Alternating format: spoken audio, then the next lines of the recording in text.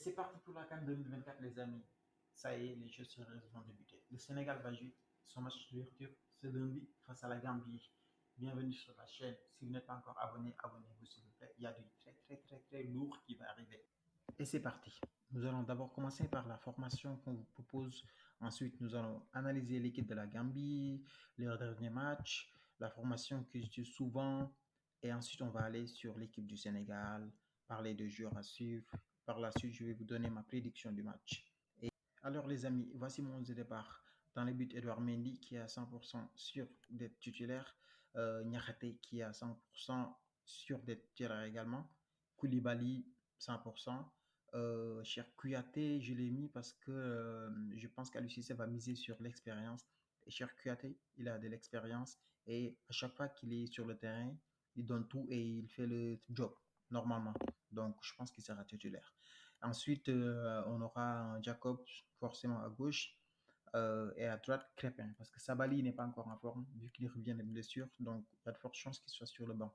Au milieu de terrain, je mise sur un duo Pape Gueye, Idrissa Gana Gueye. Pourquoi? Pape Gueye, il a montré de belles choses lors du dernier match. Elle se compte énormément sur lui. Par la suite, Gana Gueye, on a besoin de lui parce qu'il a de l'expérience et il peut temporiser. Il sait comment aider son équipe lorsqu'ils sont en temps faible. Et c'est un joueur, franchement, qui a tout donné à l'équipe nationale depuis ses débuts. Au sein de l'attaque, on aura un trio Sadio, Iliman et Ismaël Sarr. Ismaël Sarr, il est actuellement en best forme. J'espère qu'il va vite retrouver sa forme parce qu'on a besoin d'Ismaël Sarr au meilleur de sa forme. Iliman, j'ai confiance en lui. Je pense qu'il fera une très belle compétition. Et sans parler de Sadio, qui est la valeur sûre, qui nous a amené beaucoup de satisfaction. Passons maintenant à cette équipe gambienne. Cette équipe gambienne a beaucoup de mérite parce que, premièrement, ils se sont qualifiés en phase finale de Coupe d'Afrique des Nations, ce qui n'est pas une mince affaire. Et sur leurs 5 derniers matchs, ils ont eu une victoire, un match nul et 2 défaites. Et leur dernière défaite remonte face à la Côte d'Ivoire. Et il faut également savoir en termes de formation, je m'attends à ce qu'ils jouent au milieu avec 5 milieux de terrain ou 5 défenseurs. Parce que forcément, ce genre d'équipe, ils jouent bloc bas et derrière, ils essaient d'avoir des comptes pour marquer.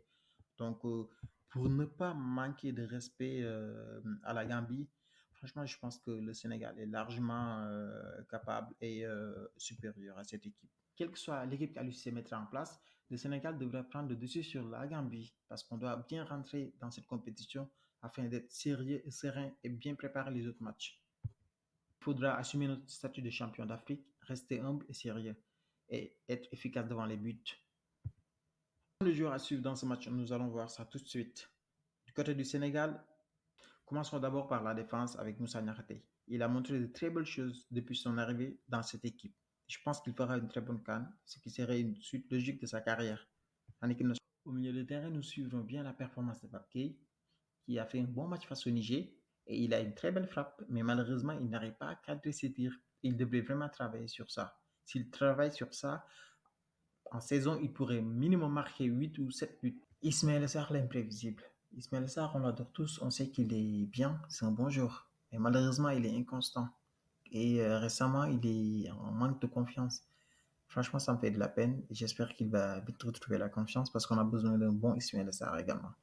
Et ensuite, Iliman aussi, je l'ai mis sur les joueurs à suivre parce que c'est un joueur que j'aime beaucoup, que je suis beaucoup.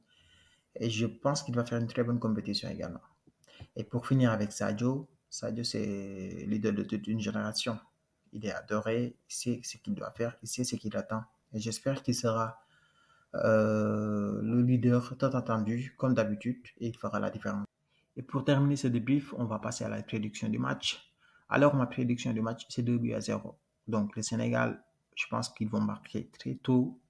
Et en fin de rencontre, ils vont également marquer un deuxième but. Donc, j'ai mis sur Sadio et Iliman comme buteurs. Donc, n'hésitez pas à me donner votre prédiction du match en commentaire.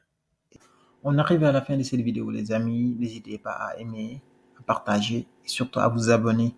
On partage, on partage.